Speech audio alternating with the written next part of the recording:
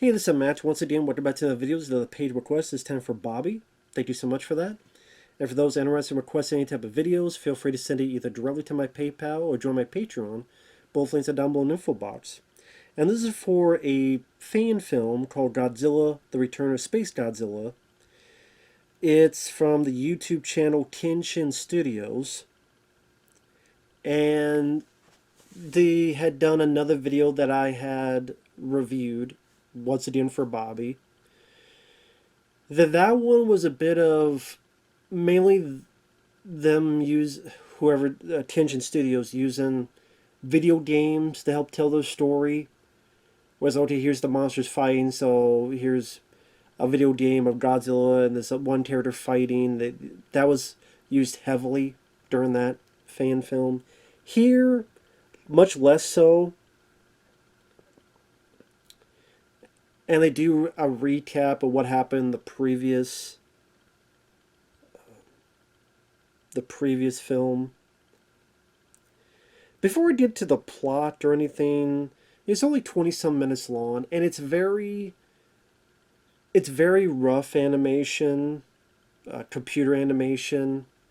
Now, I'm not going to harp on it too much because it's just a person on YouTube, a fan, doing it, and they're doing it for the love of it.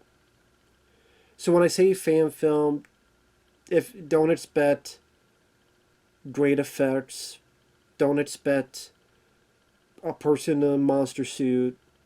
It's very, very much, I don't want to say Adobe, but very, I would say like Food Fight, but Food Fight is a movie, and this looked as good as that, but that makes Food Fight worse because that's supposed to be a movie with a lot of budget. Well, at the time, this is just for a fan.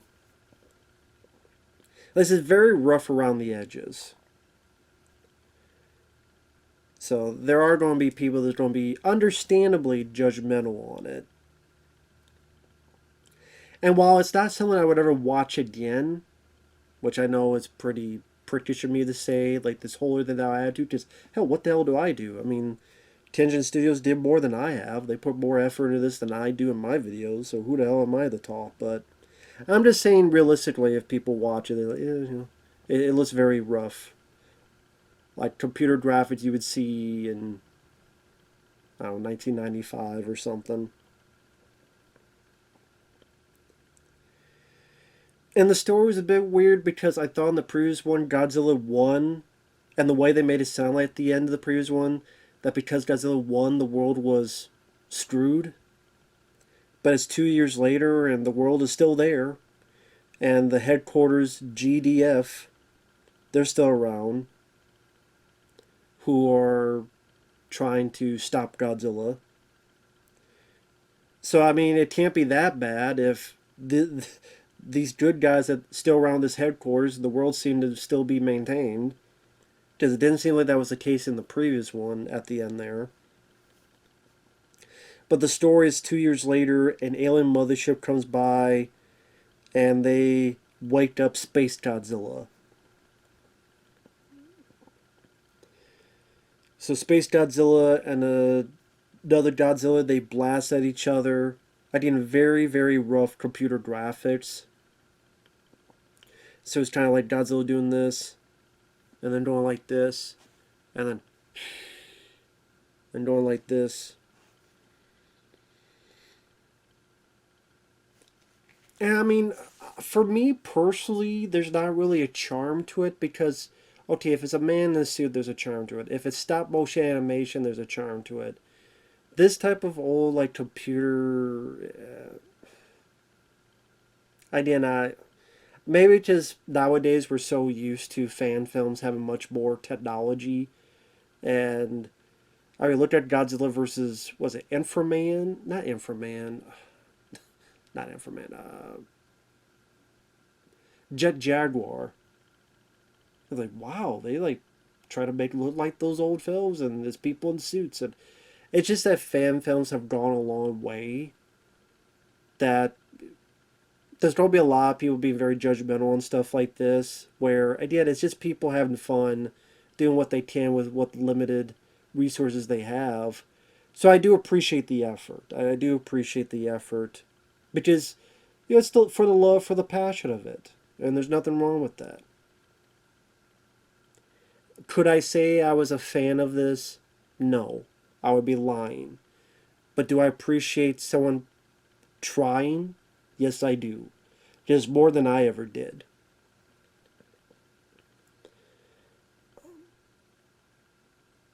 But yeah, the Godzilla and Space Godzilla blast at each other. Space Godzilla goes away, and then the military attacks Space Godzilla, and there's like a bunch of tanks and a bunch of helicopters. Now, there are some weird, I don't know if they're mistakes or just rough around the edges, where Space Godzilla is looking down at the tanks and the helicopters, and then it cuts to like two helicopters, and they glow, and then they hit each other. I don't know if that was supposed to be Godzilla, Space Godzilla's breath ray hitting them, because you don't see it come out of his mouth. It's just you see two helicopters, they glow, and then certain tanks glow. But then you do see Godzilla, Space Godzilla, shoot and blast some other tanks. So that's why I was a bit confused why some of them just glow and collide. And then there's a quick shot where it shows the other side, and Space Godzilla's not there. Like there's one scene, one quick bit, like I think it's after the helicopters collide, that goes like from the military's point of view. But then there's like nothing here. Like Space Godzilla's not there, so you're wondering, wait, where is he? I don't know if that was a mistake or something, or it's just a weird way they had the shot. I don't know.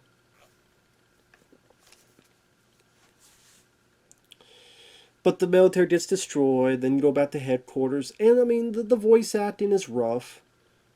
I mean, I have no room to talk. I would suck at voice acting. But you have like the sort of the commander and this other lady. You have the scientist who I guess was a survivor of the first fan film. You have this pilot. You have this one lady voice actor who I think the sort of this space alien villain. It felt like she had a really bad microphone when she did her voices. Like she's doing her voice, and like you could tell, it's like a really old like microphone, probably like a headset. So the voice clarity is not the pristine.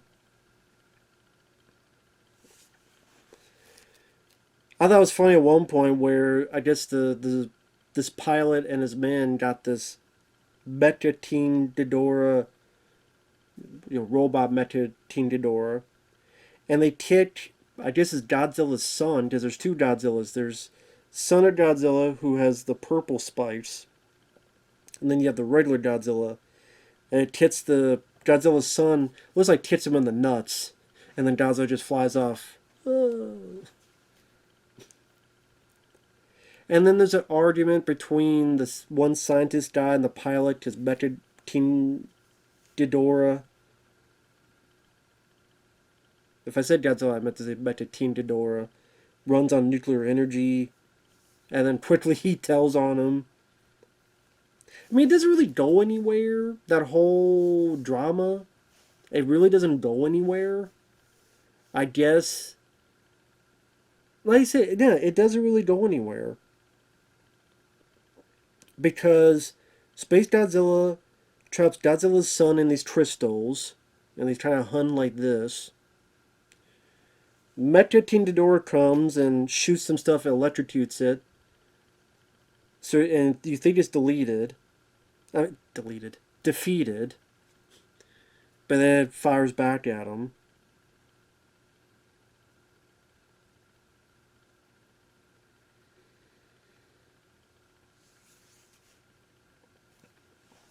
Godzilla tries to fight, and he gets his ass kicked. It makes the regular Godzilla look like a bitch, honestly, because he gets his ass kicked. He doesn't really put up much of a fight.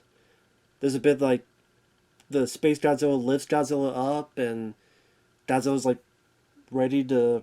It's like he's all screwed up. He's all fucked up, and pretty much dead and gone.